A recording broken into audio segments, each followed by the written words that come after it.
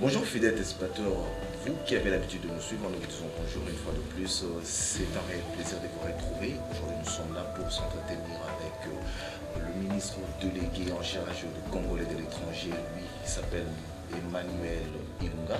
C'est avec lui que nous allons nous entretenir. Je ne suis pas seul, toujours accompagné de Medine Biancouzou à qui je dis bonjour. Bonjour Yvan. Bonjour son Excellence. Bonjour. Bienvenue sur le plateau de l'entretien. Merci beaucoup. Excellence, d'entrée de jeu déjà, il y a la première question de savoir, vous êtes un ministre, à votre avènement à ce portefeuille, vous avez trouvé des problèmes de tractation avec nos compatriotes qui vivent à l'étranger.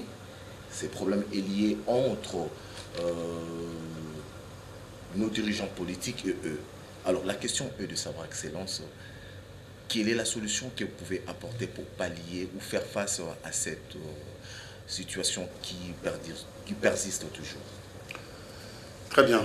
Je vous remercie pour cette occasion que vous m'offrez pour édifier ceux qui sont encore dans les questionnements.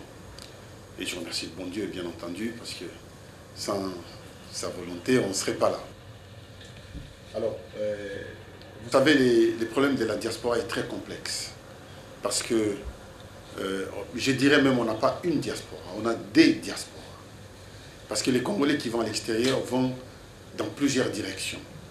Nous avons aujourd'hui, nous pouvons les résumer, disons, en deux axes. C'est-à-dire, il y a des Congolais qui sont partis à l'extérieur, qui ont changé des nationalités, qui sont devenus américains, australiens, japonais, français, belges et autres. Et il y a des Congolais qui sont partis à l'extérieur, qui sont restés Congolais. Mais tous, les deux catégories, ont toujours les cœurs attachés à leur patrie mère. Et ils ont un regard bienveillant vis-à-vis de notre pays. Et tous ces Congolais ont des problèmes divers. Et quand ils revendiquent, en réalité, ils ne revendiquent pas la même chose. Ceux qui ont changé de nationalité revendiquent des facilités des visas, c'est-à-dire les possibilités de rentrer au pays sans passer par les formalités des visas, étant donné qu'ils sont originaires. Et il faut qu'on trouve une solution adéquate par rapport à cette question. Et ceux qui n'ont pas changé de nationalité, ils revendiquent bien entendu une meilleure qualité de vie, le progrès, le développement, pourquoi ça n'avance pas. Et de surcroît, la démocratie. Ce sont leurs revendications.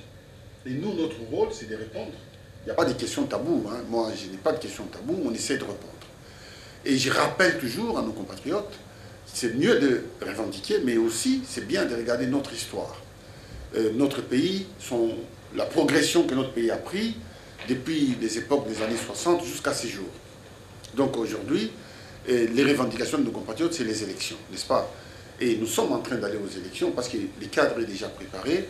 Et bien entendu, malheureusement, les Congolais qui sont en dehors du pays ne vont pas voter, ne vont pas être enrôlés, parce que les moyens techniques ne le permettent pas. Voilà, on aimerait encore savoir un peu plus, quelles sont les stratégies que vous mettez en place pour améliorer aussi la vie de nos compatriotes qui vivent de l'autre côté. Nous savons très bien, comme vous l'avez dit, il y a ces Congolais qui se sont naturalisés, qui ont une vie aisée par rapport aux autres, à ceux qui sont restés toujours Congolais, qui ont gardé notre nationalité. Quelle est la stratégie que vous avez mise en place pour améliorer au moins leurs conditions de vie? Alors, les deux, pour nous, nous considérons toujours, parce que le document ou l'acquisition de la nationalité ne peut pas effacer la filiation.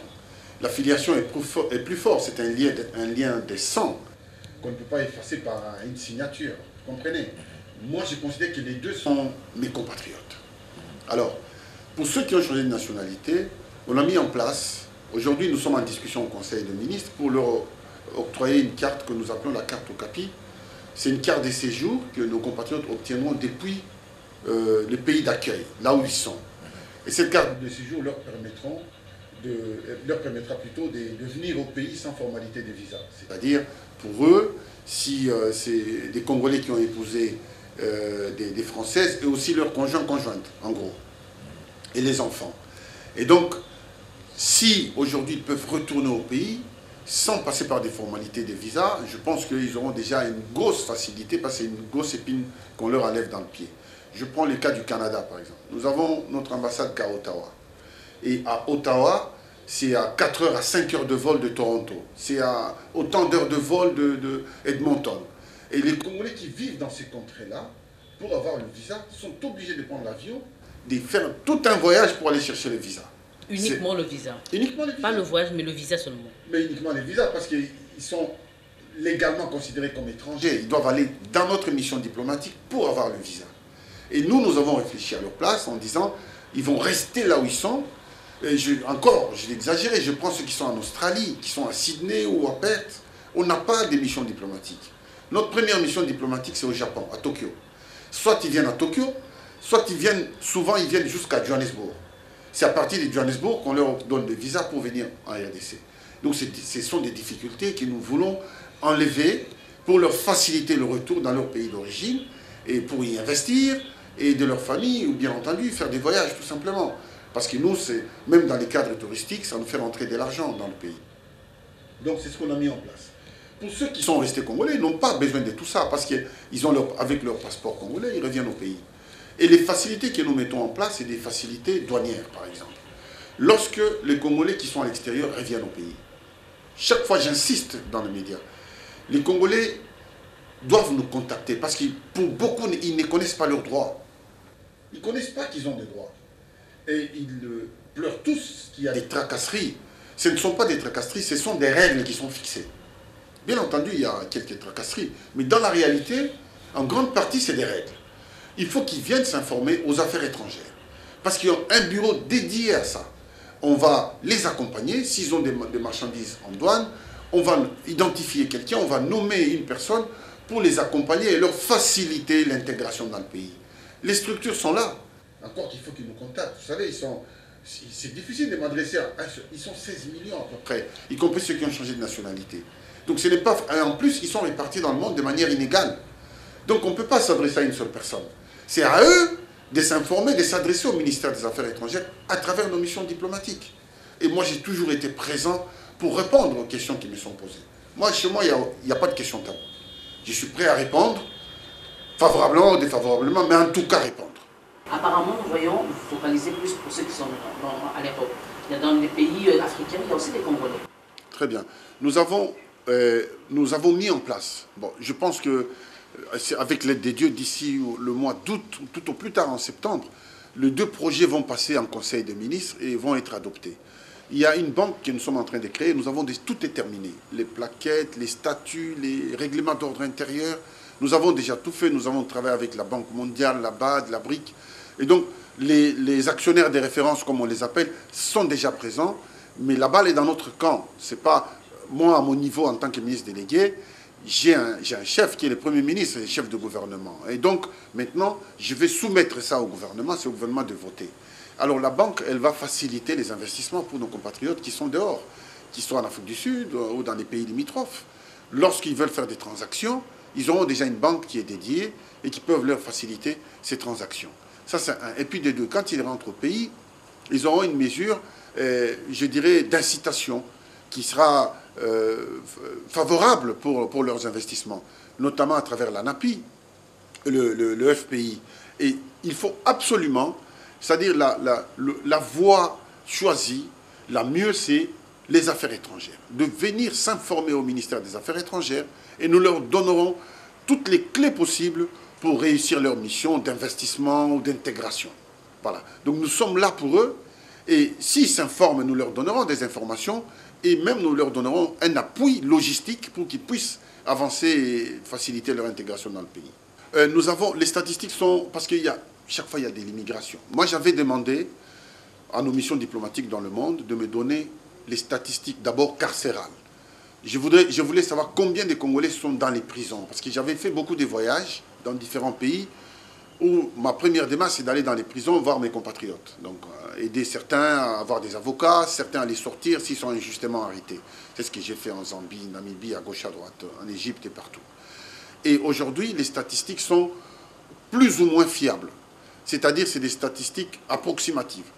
Et nous avons Congolais qui ont changé de nationalité, environ, et les enfants y compris, qui sont nés en dehors de notre pays, on est dans les 16 millions. Parce que l'espace Schengen, 16 millions, l'espace Schengen, dans l'espace Schengen, si on enlève l'Angleterre, mais on met la Russie et tous les autres pays du Nord, on est à peu près 4 millions.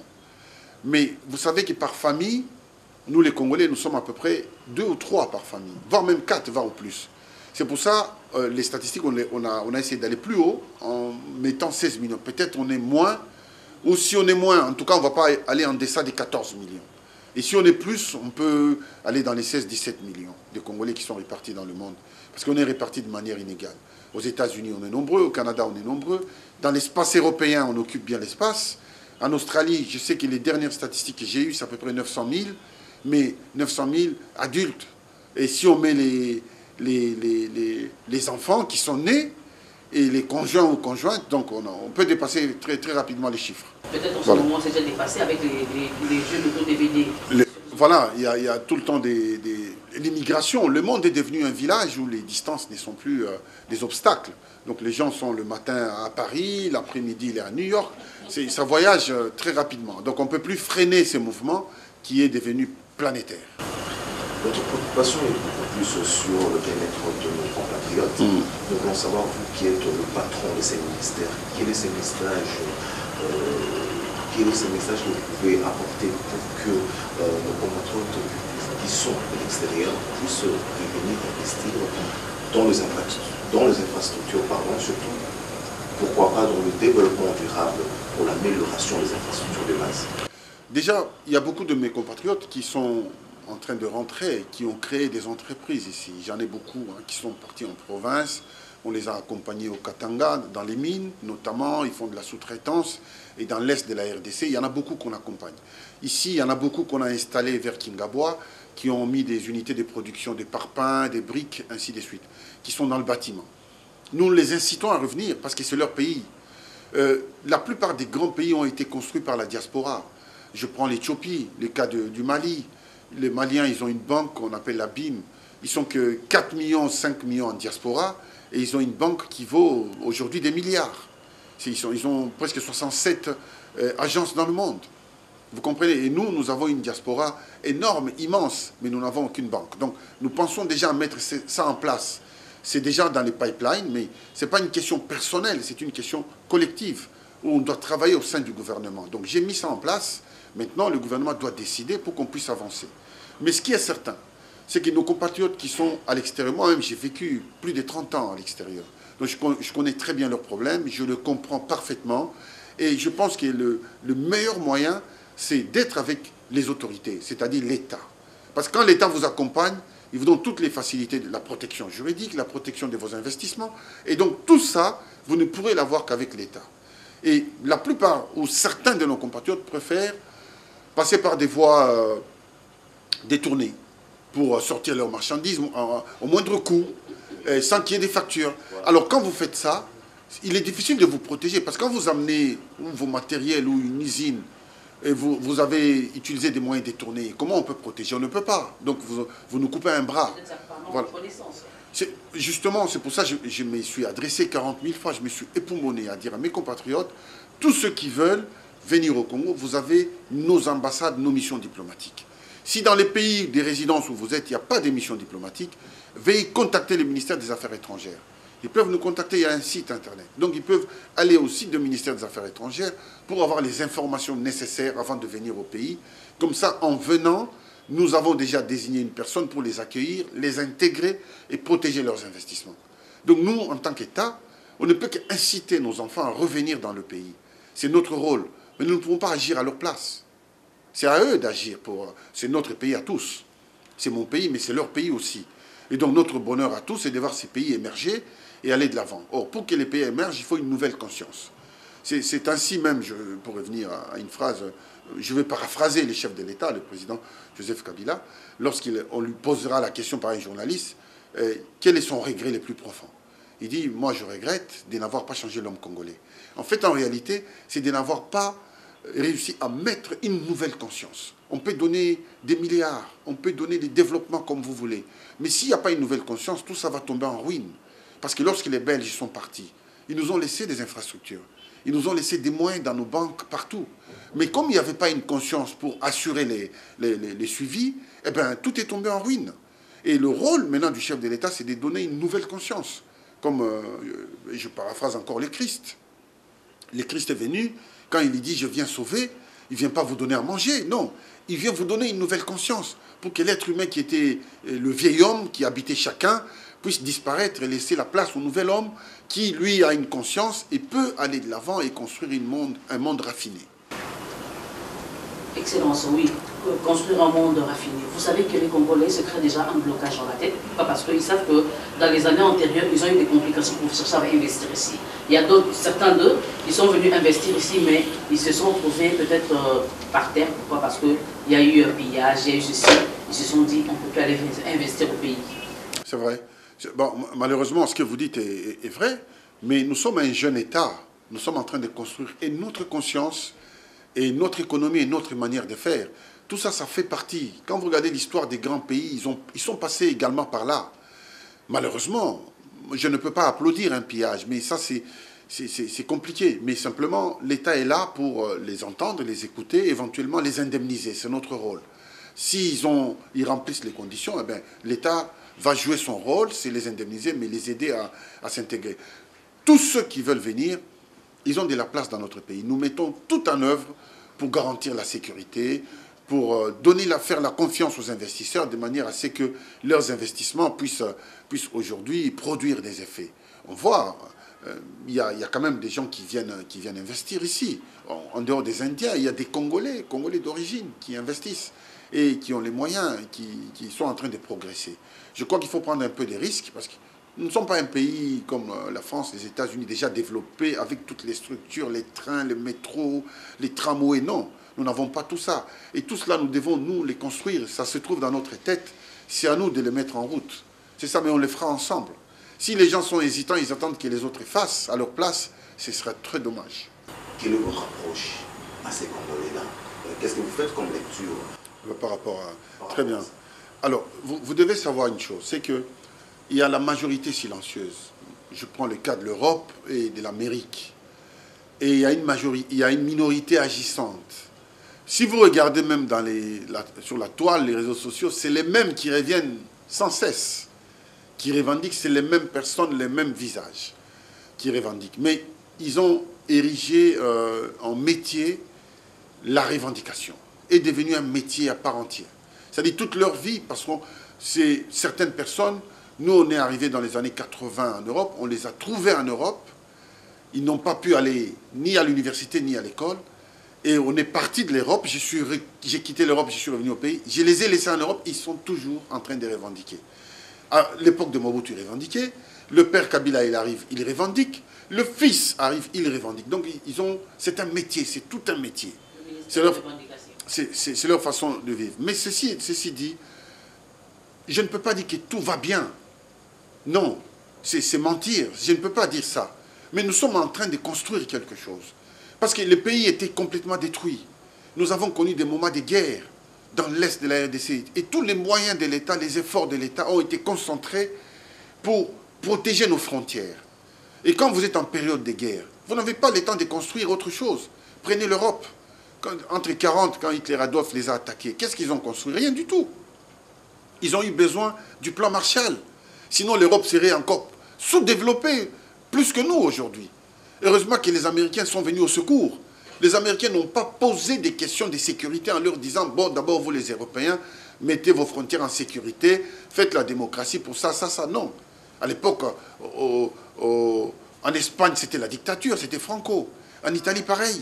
Donc, il y a eu des dictatures, mais les Américains sont venus quand même avec les moyens pour développer. Ils ont dit, si on développe les pays, on fait les routes, on donne du travail aux gens, les consciences vont évoluer tout de suite parce que les gens auront leur dignité. Mais pour notre cas, nous, ils veulent commencer par la politique avant d'aller par l'économie. Les Congolais en réalité ont besoin de quoi? C'est de manger, de vivre décemment et d'avoir des bonnes routes. Et pour cela, il faut des moyens, il faut la paix. Et il faut commencer par construire cette paix. C'est ce que le président Joseph Kabila s'était époumoné de faire, de construire cette paix, ce qui n'est pas facile. Et quand vous regardez son combat, n'est pas simplement de construire cette paix, y compris le monde occidental qui lui fait une guerre terrible. Et il prend des mesures en faveur de son peuple, les Occidentaux ne veulent pas. Vous avez vu vous-même lorsqu'il a pris des mesures sur le code minier.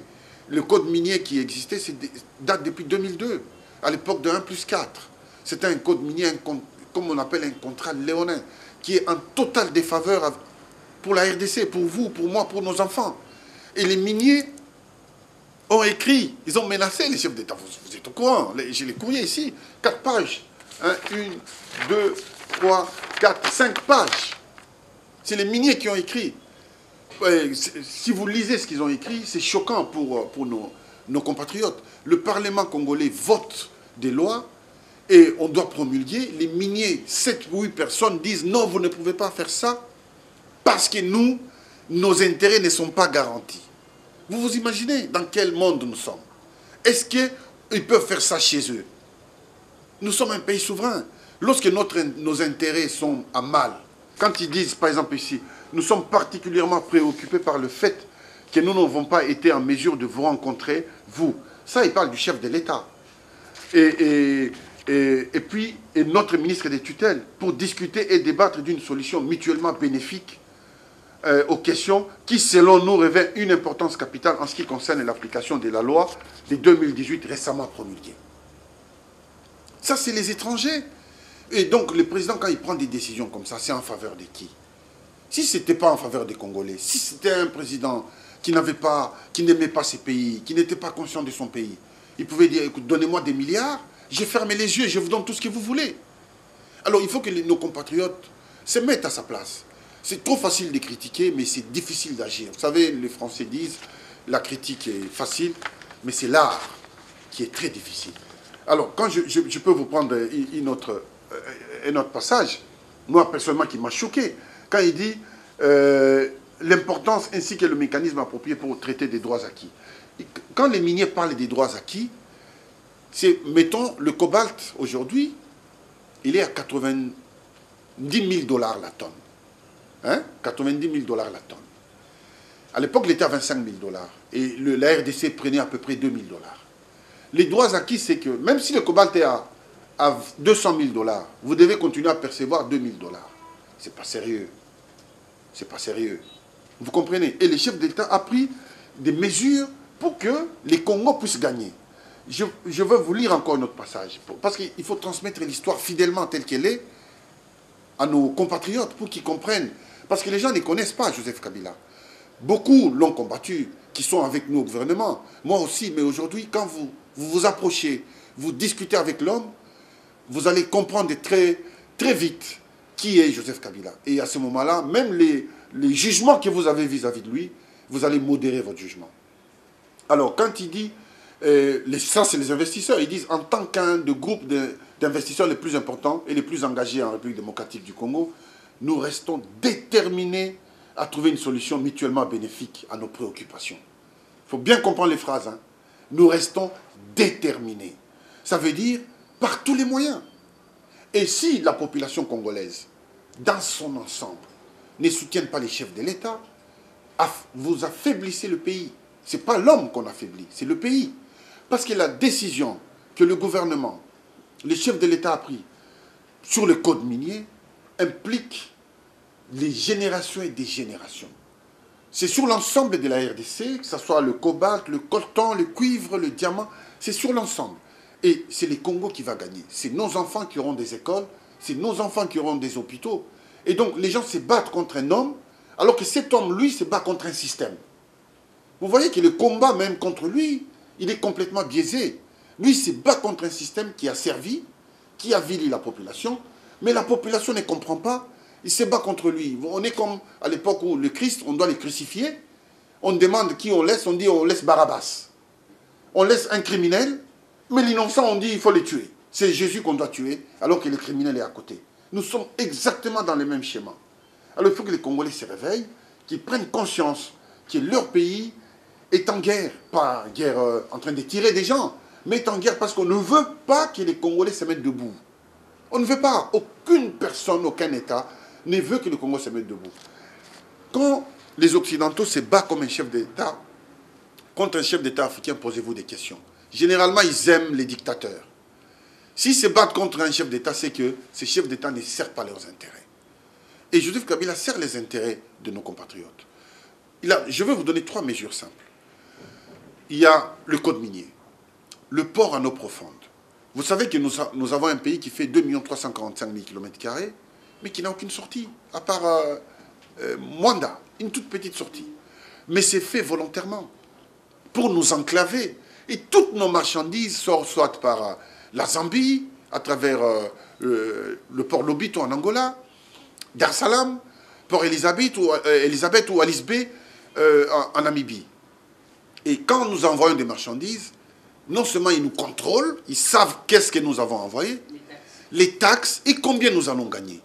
Dites-nous, comment est-ce que nous allons réussir à développer ces pays? Et non seulement ils ne nous respectent pas. Mais maintenant, quand le président a pris la décision de faire ce port en eau profonde, une décision qui existe depuis 1958, je vous informe, et que les Occidentaux se sont toujours battus pour que ces ports n'existent pas. Parce que si ces ports existent, ça dit le problème d'évacuer les marchandises en RDC est terminé. Nous avons une grande porte de sortie et ça nous donne de l'indépendance. Nous pouvons même faire une autoroute, et d'ailleurs c'est dans le projet entre Kolwezi et Banana, pour évacuer nos cuivres, tous nos minéraux qui sortent de Mbujimaï, à gauche à droite. Et ça c'est un projet qui dérange. La plupart des pays pour lesquels ils profitent de nous sont malheureux à ce moment, parce qu'on a déjà les moyens en RDC pour le faire. Et il y a le code minier. Le code minier a dérangé. Les miniers, ils sont là, ils sont 8 à signer. Et ils ont affronté les chefs de l'État. Ils se sont pas cachés. Et c'est des puissants que les présidents ont affrontés. Il y a Crystal River Gold, c'est des Anglais. Il y a Rheingold, ils sont même au Ghana. Il y a Glencore, ça tout le monde connaît. Anglo Gold, Ashanti. Mais tout ça, ce sont des puissants du monde. Et lorsque le président il dit, pour l'intérêt de mon peuple, je suis prêt à tout. Il a fait promulguer cette loi pour l'intérêt des Congolais. Les Congolais doivent l'applaudir. Il faut un minimum de reconnaissance. Même si vous n'aimez pas quelqu'un, un combat politique noble, ce n'est pas un combat contre un homme. C'est contre un système. Et si cette personne répond présent au combat du système, même si vous ne l'aimez pas, applaudissez, c'est la moindre des choses. L'honnêteté intellectuelle. Et oui, l'honnêteté intellectuelle. Mais Excellence, dans cette approche environnementale, comment arrivez-vous à sensibiliser ces Congolais vivant à l'étranger pour monter l'étendard de notre pays très haut au niveau de l'échiquier international? Parce que nous savons que notre pays est parmi dans les 3 bassins, dont notre pays est vraiment reconnu. Comment cette stratégie, c'est comment? Mais vous savez, nous avons... Mais vous savez, nous avons... Malheureusement, encore une fois, nos compatriotes sont facilement manipulables. Surtout ceux qui sont dehors. Dès qu'ils voient une image, on monte une image sur Internet et on manipule. Il y a des gens en Europe, en Occident ou en Amérique qui sont là, qui font un travail de sape pour saper tout ce que nous faisons dans le pays. Pour dire qu'on ne peut rien faire de bon. Même s'il y a des bonnes choses, nous venons d'inaugurer le barrage Zongo 2. Zongo 2 nous fait 150 MW. Depuis ici en RDC, nous n'avons qu'un seul barrage construit ici par l'époque belge en 1952, c'est Zongo au Moba-Mbongo. Moba-Mbongo qui fait 10 MW. Depuis, il n'y a rien, à part le grand barrage d'Inga qui est fait par la Banque mondiale. Mais aujourd'hui, nous avons fait, le président a demandé à ce qu'il y ait un barrage de 150 MW. Là où il y a les barrages, il n'y avait rien. Ezaki Zamba. Donc un minimum quand même de reconnaissance. Ces barrages, il le fait. C'est pas pour lui. C'est pour des générations et des générations. Il fait pour laisser des traces dans l'histoire de notre pays. Il y a beaucoup de choses, beaucoup d'actions qu'il a posées, mais à l'extérieur, Tous ceux qui sont à l'extérieur, c'est pour dévaloriser le Congo. Dévaloriser les actions du Congo, du gouvernement, du chef de l'État. Toujours dévaloriser encore et encore. Alors, mais eux, ils veulent revenir au Congo. Le pays que vous dévalorisez en permanence, vous allez venir faire quoi? C'est mieux de rester là-bas en Occident. Parce que là-bas, c'est le paradis, tout est beau. Donc nous nous adressons aux Congolais intelligents. Ceux qui veulent aider le pays. Et ceux qui croient que la démocratie, ce n'est pas un cadeau. C'est un travail de construction. Ça ne se fait pas en une journée. C'est un travail de construction intellectuelle, économique, mentale. Il y a tout un processus qui va vous amener à maturation et vous allez finir par une démocratie naturellement. Ce n'est pas quelque chose qu'on nous présente sur les plateaux. Les Occidentaux ont mis 20 siècles pour arriver aux élections. 20. Et en France, je prends le cas de la France, ce n'est qu'en 1958 qu'il y a le suffrage universel. En 1958. Vous imaginez, c'est un pays qui a eu sa révolution depuis 1789, si j'ai bonne mémoire. Depuis 1789, et ils viennent en 1900. 2 siècles après. Et nous n'avons que 60 ans d'existence. Donc, c'est trop facile d'attaquer un pays, de dire des choses, de jeter de l'anathème, comme ça, de pogrom, sur un pays qui est en train de se construire. Nous, les efforts que nous fournissons, si vous sortez, moi je suis allé dans beaucoup de pays africains.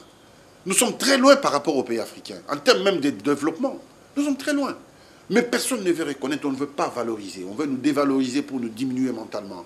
Et que les Congolais puissent avoir toujours un complexe d'infériorité. Et ça, c'est pas sérieux. C'est pas comme ça qu'on peut faire de la politique. C'est le mécanisme de surveillance que vous avez opté pour savoir veiller à tous les Congolais qui se trouvent à l'étranger. Parce que nous suivons sur les réseaux sociaux, vous allez voir, on lance un message flash, flash. Il y a un Congolais qui s'est fait tuer, un Congolais qui s'est retrouvé mort à l'hôpital. Il n'y a pas de famille, on ne sait pas comment atteindre ses membres de famille. Mais vous, en tant que leur patron, le mécanisme de surveillance, parce qu'on sait qu'il y a d'autres qui entrent frauduleusement au niveau de l'étranger.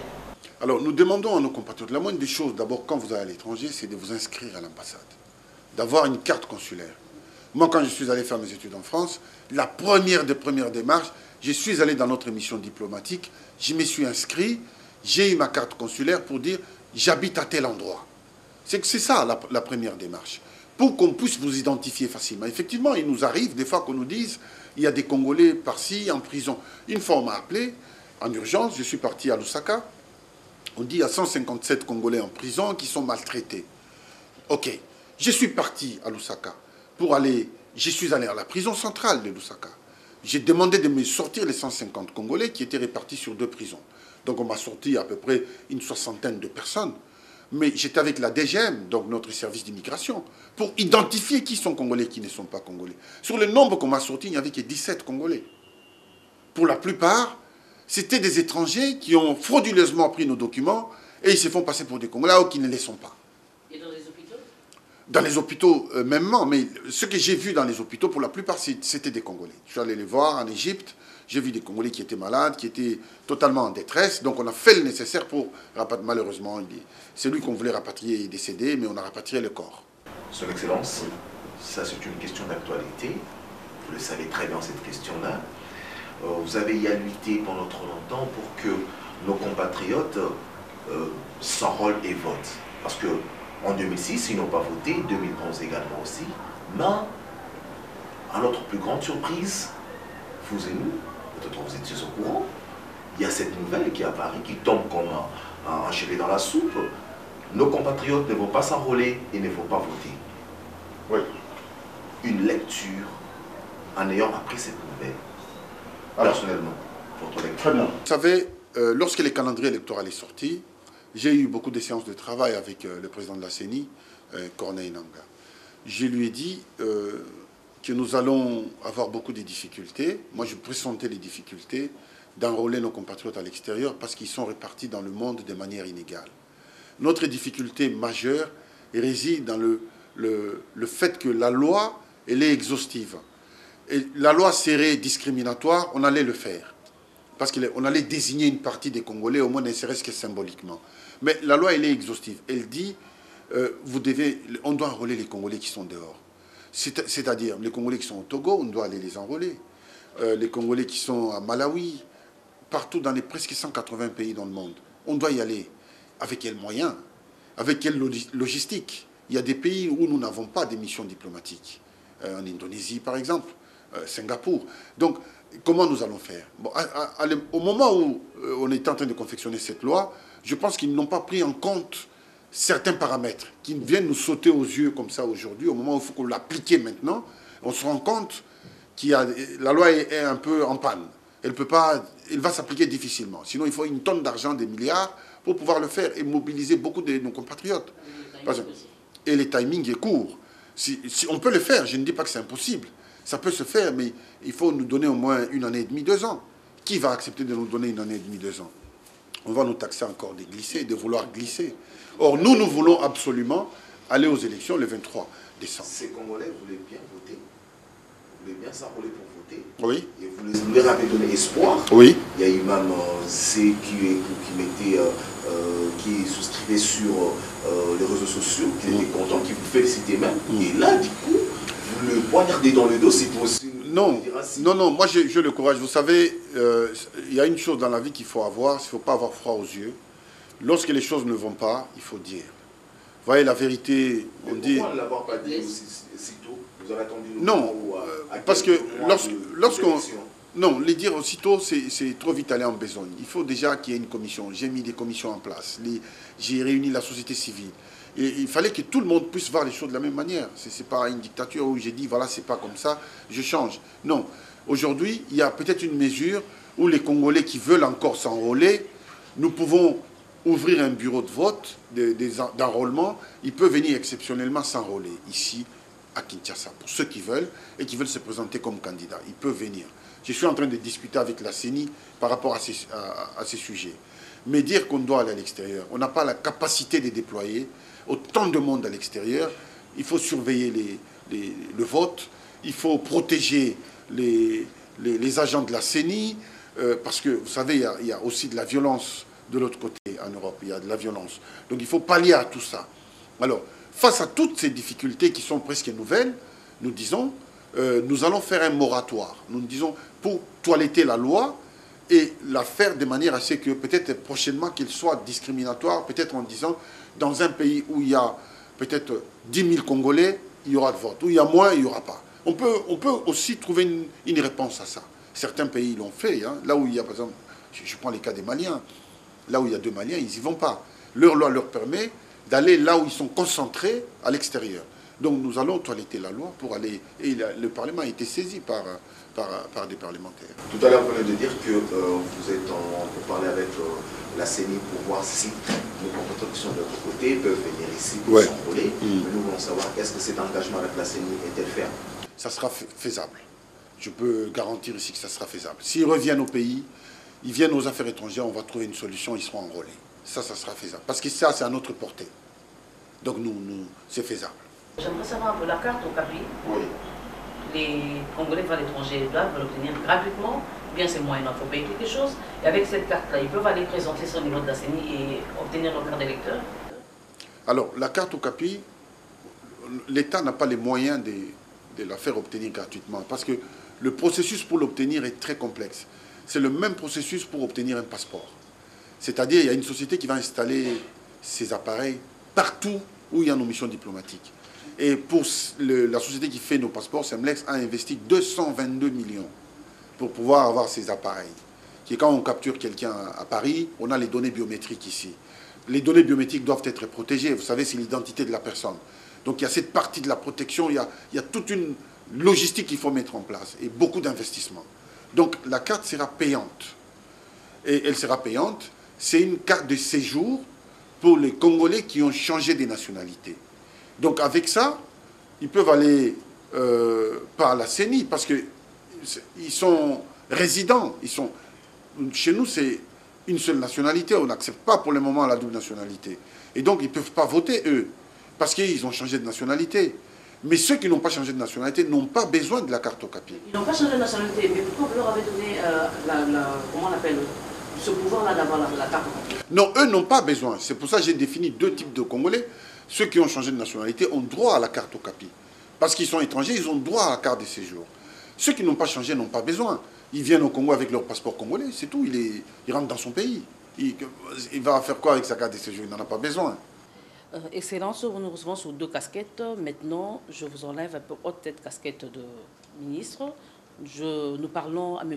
Emmanuel Ilunga Ngoyi Kasongo, en tant que Congolais.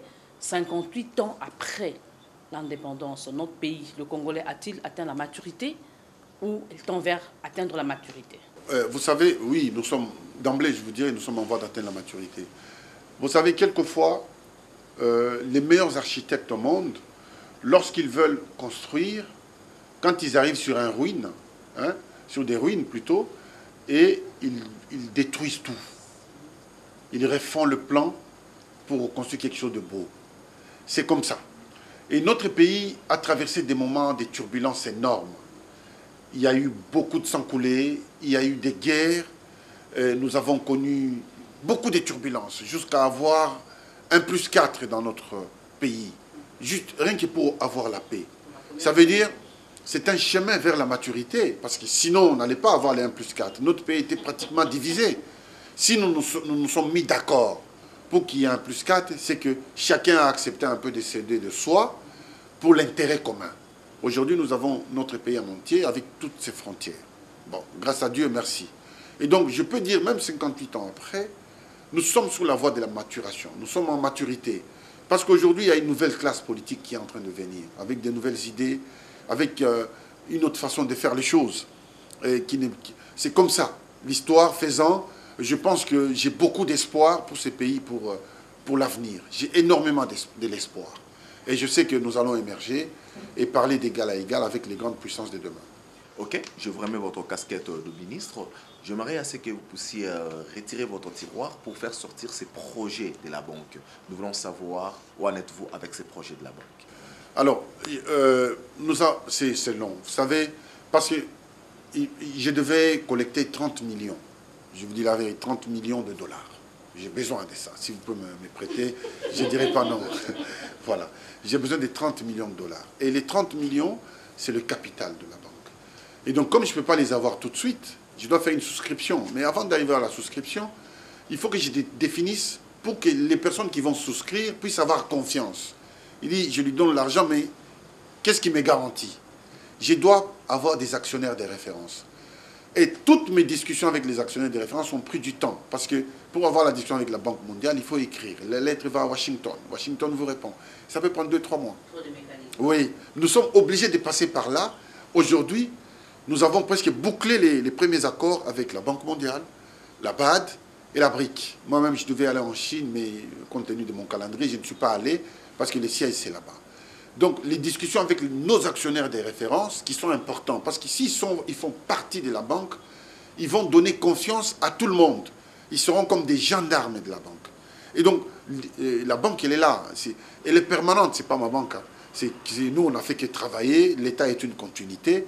Et donc, nous allons la mettre en place pour nos compatriotes. C'est une banque, nous voulons qu'elle appartienne aux Congolais. C'est pour cela les actions de cette banque, c'est des petites actions qui soient à la portée de tout le monde. Ça peut être 100 $ une action ou 50 $ une action pour que chaque Congolais puisse être actionnaire de cette banque de manière à ce que nous puissions avoir une banque proprement congolaise, sauf les actionnaires de référence. Et donc le projet, il n'est pas mort. Êtes-vous sûr qu'avec cette banque-là, les Congolais vont accepter de mettre la main dans la pâte avec toutes les failles que nous connaissons ici dans notre pays?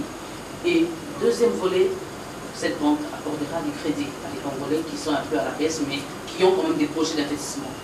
C'est une banque mutuelle en fait. C'est-à-dire on va mutualiser nos efforts, notre argent. L'idée de la banque, c'est une banque populaire, si vous voulez. C'est-à-dire pour faire des Congolais des riches de demain. Et donc, sa vocation même, c'est ça.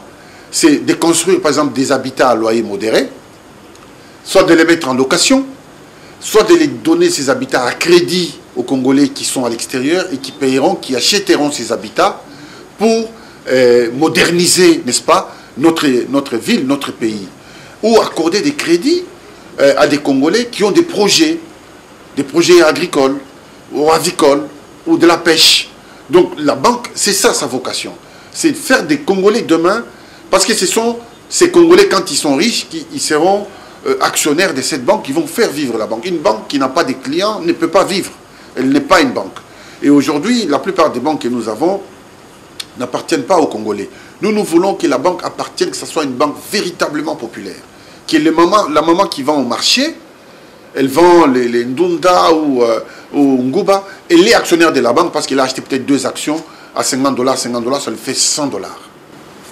Excellence, vous plaidez toujours sur une diaspora forte et riche. Nous voulons savoir une chose, Excellence. Est-ce que cette diaspora qui vous cherchez à ce qu'elle puisse être forte et riche, vous mettez aussi l'accent sur l'économie? Est-ce que vous mettez l'accent sur l'économie? Très bien. Mais vous savez, les diasporas d'une manière générale ont développé leurs États. Parce que la plupart, il faut dire la vérité, de nos compatriotes qui sont en Occident, Australie et partout ailleurs, ont un peu de moyens, parce qu'ils ont du travail. Ils ont un peu de moyens, ils peuvent... et d'ailleurs, les chiffres de Western Union nous les démontrent. Quand vous allez dans la base de données de Western Union, vous regardez en 2012, au 31 décembre ou au 27 décembre 2012, les Congolais ont envoyé 9,7 milliards de dollars US dans notre pays. Pas millions, milliards. Et cela a été envoyé entre 2 500 000 et 7 millions de Congolais seulement qui ont envoyé ces sommes-là.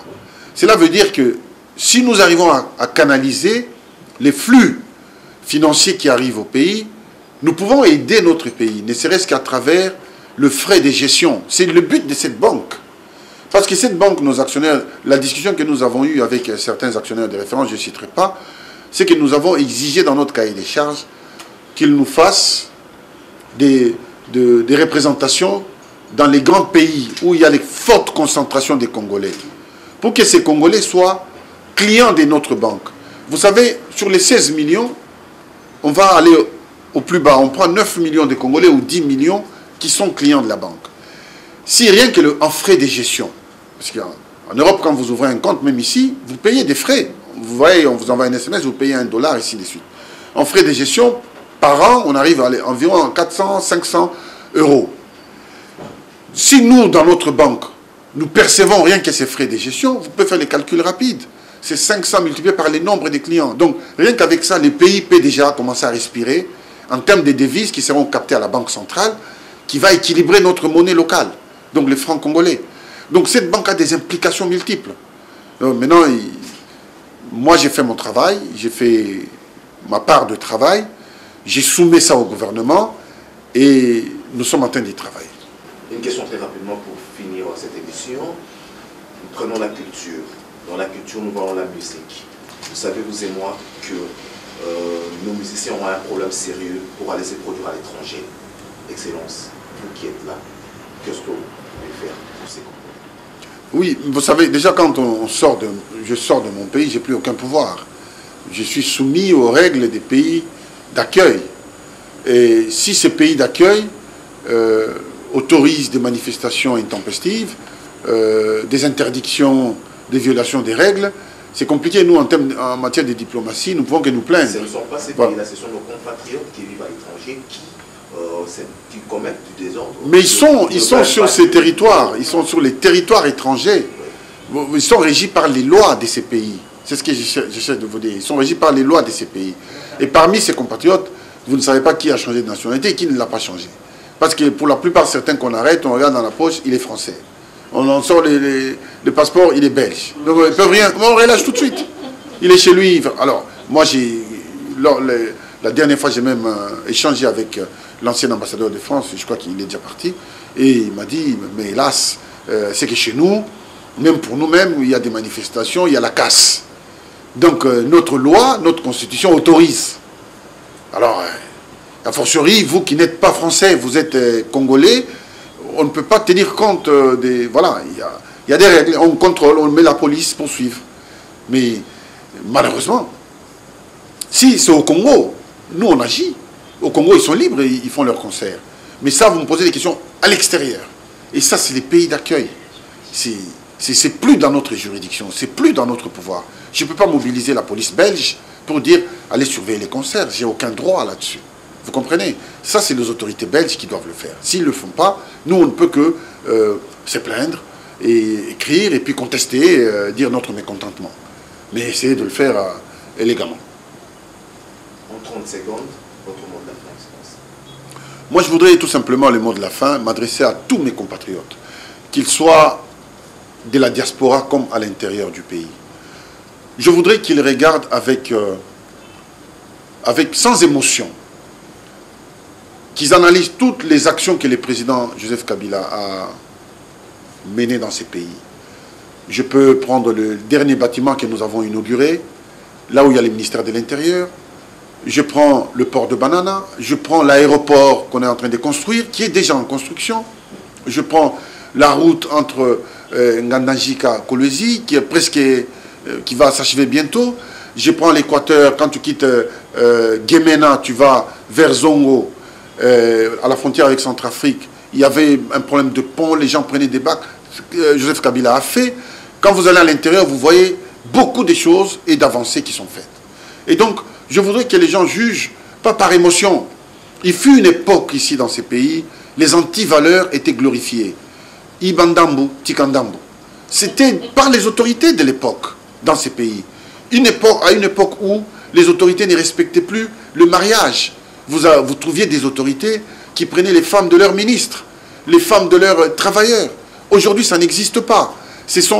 La morale commence d'en haut. Le président, il a montré un exemple. Et même nous-mêmes, les ministres, aujourd'hui, moi, je peux vous défier si vous voyez des ministres dans les boîtes de nuit en train de danser. Ça n'existe pas. Nous, c'est bureau, maison. Parce qu'il y a une déontologie, nous avons aussi. Parce qu'il faut infiltrer une nouvelle conscience. Et donc, j'appelle nos compatriotes à l'intelligence. Pas plonger dans les émotions, croyant que ceux qui sont dehors, qui crient, ils vont apporter les saluts. Après, vous risquez de regretter énormément les choix que vous allez opérer. Soyez intelligents, regardez ce que le président a fait, ce qu'il n'a pas fait. Réclamez ce qui est votre droit. Manger, boire, dormir. Nous sommes là pour ça. Pour vous apporter des réponses.